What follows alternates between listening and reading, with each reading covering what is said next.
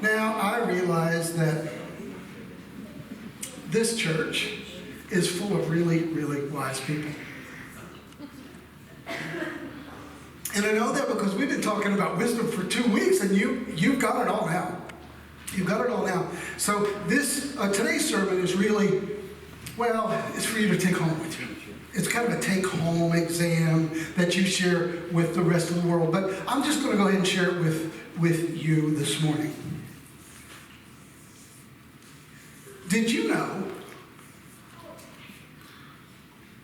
that every 2 minutes, the sun gives us the equivalent of all the energy used on planet Earth by all the people in a year?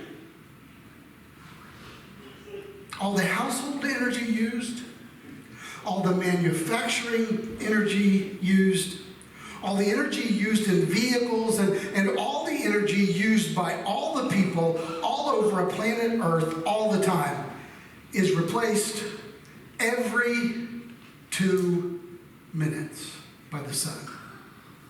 Yet solar energy represents only about 1.9% of the energy used in the world today. So much potential, so much waste. Do you ever wonder at all the amazing power available that goes unused every single day?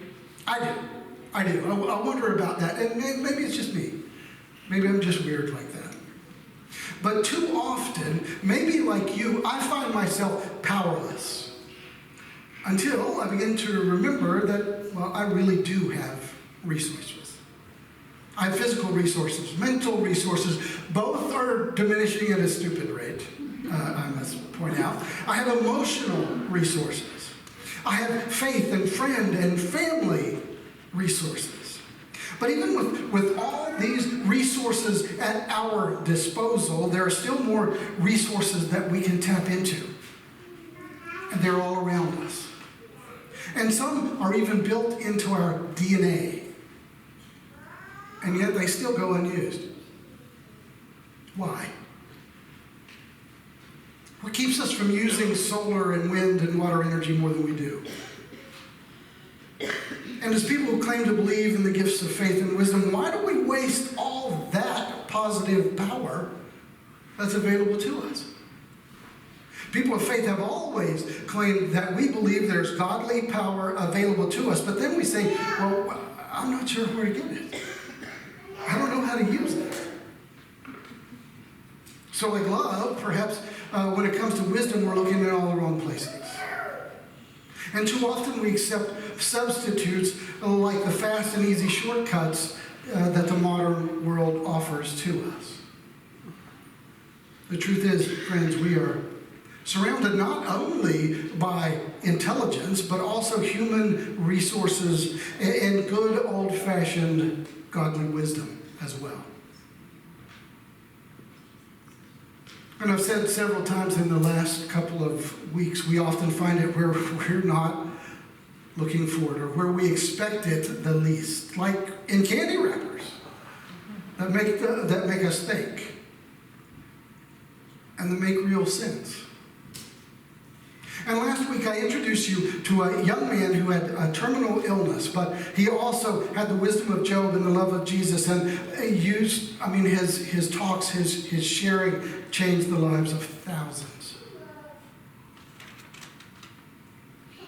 How many of us normally would consider 3 through 13-year-olds really wise and a place to look for wisdom?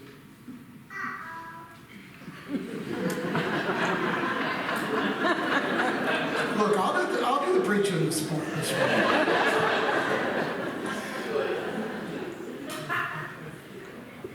Like I said, we've spent 2 weeks talking about finding wisdom in surprising places. And I have one more surprising place that maybe you haven't thought about as a source of great wisdom. We're going to spend a few moments this morning talking about creation and one of the most powerful and not hidden at all wisdom gifts contained within it. And like solar power, it's just sitting there waiting for us to tap into it and to use it to make a difference. But first, let's take a moment to be in prayer together. Gracious and loving God, we are so grateful for this opportunity to be in this place this morning with so many people, so many friends, so many families, so many people that are determined to make a difference in the world by following you. And we know that like every Sunday that has preceded this one, we know that you have a word for us today, and that's why we're here. We're here for wisdom from you. But we also know that if we're going to get everything out of this message that we need to get out of it, we need to be open to it. So my prayer, as always, is send a spirit of openness to your faithful people this morning. Help us to open our hearts and our minds and our ears to the word that you have to say. And I also pray that you help me find a way to get out of the way. So it is not my words that come through, but rather yours and the Holy Spirit. All this we pray in your name. Amen. Friends, modern day America has a serious problem. And we're not handling it very well. We're living in a society that, by all accounts, is working more and resting less. Have you heard the term 24/7 before? I'm betting you have. The internet, some restaurants, gas stations, and stores are now open 24/7. Your friends and family, well, they should be available to you 24/7. 24 refers to 24 hours in the day, and 7 stands for the 7 days of the week. 24/7 has become the standard pace of American life. It's 24 hours a day, 7 days a week, and I get tired just thinking about it. Now, as you well know, America leads the world in many, many wonderful things. But now we've become the world leader in nonstop work as well. We not only work too many hours a week, we now take working vacations, which used to be an oxymoronic statement, but not so much anymore. And don't think for a moment that this emphasis on work is not taking its toll on us as a culture. Experts tell us that an estimated 60% of all absences from work are from issues stemming from stress and job burnout. It costs American businesses over $500 billion a year. Americans are coping with an unprecedented level of job stress due to shifting world economies, business failures, what feels like endless work days, and disappearing vacations. In fact, 45% of workers in America report high job stress, and 25% call their jobs the #1 stress factor in their lives. Does this sound familiar? So what's the solution? Is there a solution? Or do we just have to learn to put up with the modern world? See, the problem is we can't learn to put up with it. Stress kills. Ask your doctor. Sandor Ferenczi was a research disciple of Dr. Sigmund Freud. He identified a disorder he called Sunday neurosis. Today we call it workaholism. But it points to a condition that people today are having in record numbers, and that's the lack of a faithful Sabbath. When we fail to find the rhythm of life that embraces and celebrates both work and play, both labor and leisure, both breathing out and breathing in, both plow and pillow, life goes out of whack and we begin to wander off a healthy trail. Judith Sulevitz, an American journalist and cultural critic for the New York Times, wrote an article arguing for the need to bring back the Sabbath. She says that the Jewish invention of the Sabbath invented the idea of social equality. The Israelite Sabbath institutionalized an astonishing, hitherto undreamed of notion that every single creature has the right and the need to rest, not just the rich and privileged. Shulevitz reminded us that those also covered under the fourth commandment, oh yes, by the way, a Sabbath is a commandment. But some of the people covered under the fourth commandment also are women, slaves, strangers, and improbably animals, something unheard of in the ancient world. She went on to say that because God rested and we're created in the image of God, we rest in order to honor the divine in us, to remind ourselves that there's more to us than just what we do during the week. The Sabbath is to the week what the line break is to poetic language, and the rest is to music. It's the silence that forces us to return to what came before, to find its meaning.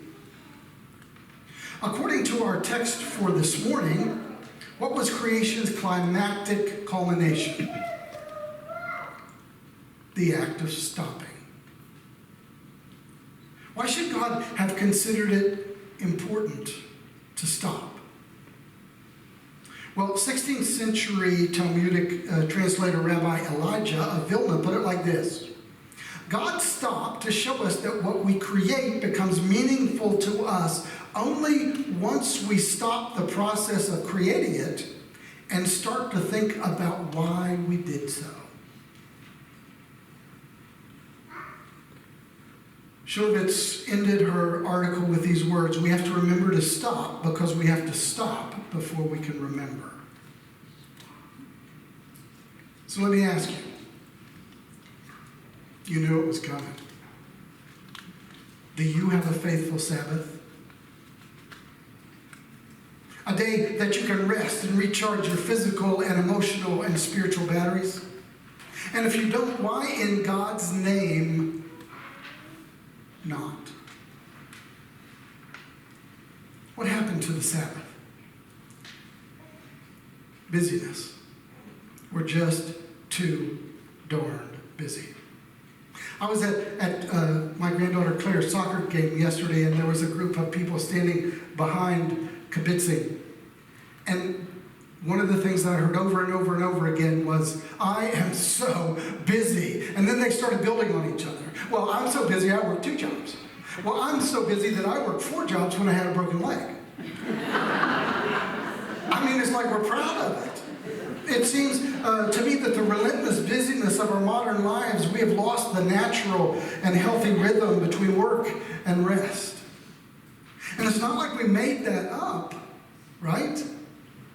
As I was preparing for this message this morning, I looked over a very long but boringly interesting, is that a word? 2 words. A boringly interesting report of a study by a Swiss doctor by the name of Hegler on human productivity. And he made some tests of the oxygen in the bloodstream and discovered that more oxygen was lost in a day's work than we are able to recover in a good night's sleep, which makes sense. It takes more oxygen to work than to rest.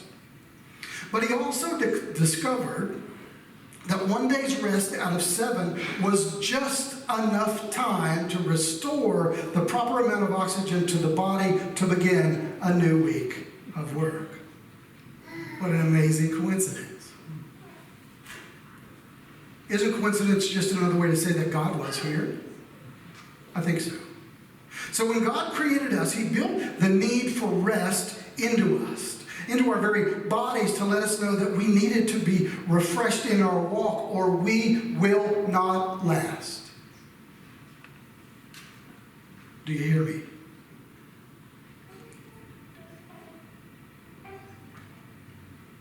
Friends, all life requires a natural rhythm of rest.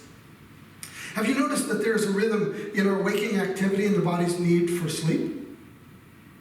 There's a rhythm built into creation.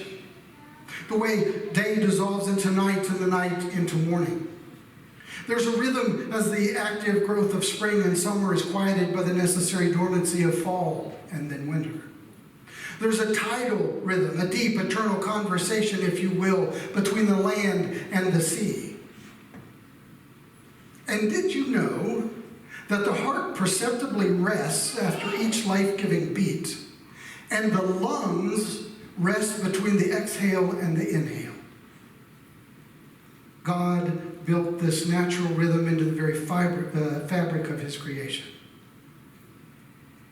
for us. The Hebrew people call it a Sabbath, but it doesn't really matter what it's called if we don't do it, does it? I fear that humanity stands in substantial danger of losing this essential rhythm. Our culture invariably supposes that action and accomplishment are superior to rest, that doing something, anything, is better than doing nothing. Dr. Wayne Muller, a minister and therapist and the author of one of my favorite books ever, titled Sabbath, Finding Rest, Renewal, and Delight in Our Busy Lives, which I've used as a resource for this sermon, warns us that in our drive for success, we are seduced by the promises of more. More money, more recognition, more satisfaction, more love, more information, more influence, more possessions, more security. Even when our intentions are noble and our efforts sincere, even when we dictate our lives to the service of others, the corrosive pressure of frantic overactivity can nonetheless cause suffering in ourselves and in others. If you don't take care of you, how much help can you be to anybody else? According to Thomas Merton, an American Trappist monk, theologian, and author, living a successful life has become a violent enterprise in this culture. He suggests that we make war on our own bodies, pushing them beyond their limits. War on our children, because we can't find enough time to be with them when they're hurt and afraid and need our company. War on our spirit, because we're too preoccupied to listen to the quiet voices that seek to nourish and refresh us. War on our communities, because we're fearfully protecting what we have and don't feel safe enough to be kind and generous. War on the earth, because we can't take the time to place our feet on the ground and allow it to feed us, to taste its blessings and give thanks to the God who created it all. And none of this comes as a surprise to us. A too common refrain that echoes from offices, schoolrooms, gatherings of all kinds, including worship, resound in the phrase, "I am so busy."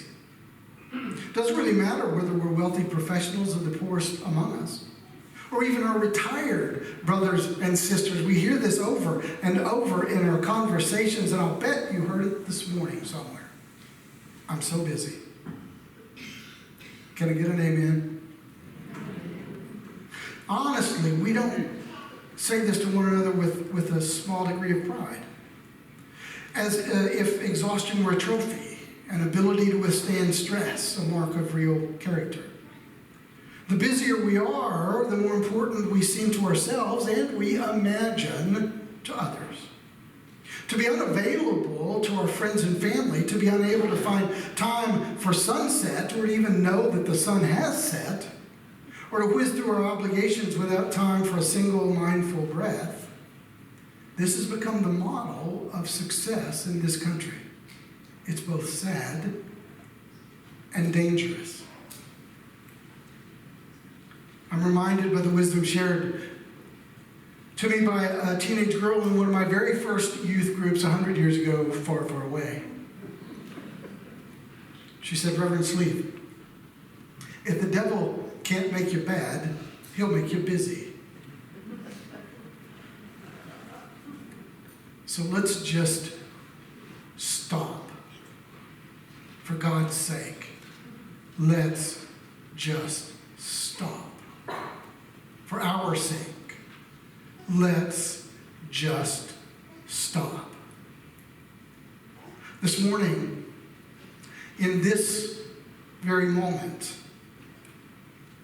let us stop to remember God and the importance of our being in alignment with His wisdom. Brothers and sisters, God's wisdom is more than a single high peak of spiritual achievement. It's the basic DNA of all of life, a life that we share with all of creation. Or to put it in words from Psalm 119, God's wisdom is the rock on which every life must be built. And he commands us to remember to stop. When a worship service like this one begins, the space is transformed the instant the first prayer is offered. We go from visiting and chatting to hushed expectation. God is here. And so are we. Together in this space. Now, the space itself is not different. We see the same chairs and the same setup and the same people that were there a moment before. But the time spent since has been transformed from the mundane to the sacred. God walked in and came among us. Right now. Friends, when we take intentional time to be refreshed, to be spiritually nourished, we are reconnecting to God and his creation wisdom for us. He's reminding us that he is with us always, wherever we are. And when we make time and space for him by clearing out all the busyness and all the negative junk in our lives and in our hearts, we take away the obstacles between us and him. I opened this morning with a statement on the amazing power available to us via the sun that goes unused 98.1% of the time. I'd like to close by saying the most important lesson we may need to learn about power is how to turn it off. Friends, we need to be open to the wisdom God provides for us wherever we find it. We need to learn when to work and when to rest, being guided by the natural, God-arranged rhythms of creation, because physically, mentally, and relationally, we need a Sabbath. A sacred time dedicated to being refreshed in all our relationships with God and everyone else. And let's not forget some time just for us. When's the time you took some time for you? Ecclesiastes tells us that there's a time for all things. A time to work, to accomplish, to provide, to succeed. There's a time to love and nurture and care. There's also a time to stop, to laugh, to rest and relax, and of course to fish. Friends, in Scripture, when Jesus wants us to hear something critically important, he says, I tell you the truth. Well, I have some good news for you this morning. And I tell you the truth. There is rest for the weary. There is healing for the wounded and peace for the frightened and hope for the hopeless. It's called the Sabbath. And it's mankind's greatest, best hope for wholeness, physically, mentally, and spiritually. And by the way, it's not a recommendation from God. It's both prescription and commandment from the Creator of all. Remember to stop and spend intentional time with God and with those that love you. And perhaps most of all, spend some time with you. You deserve it. And you need it.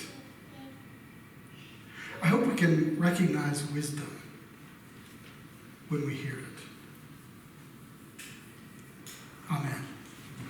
May it be so.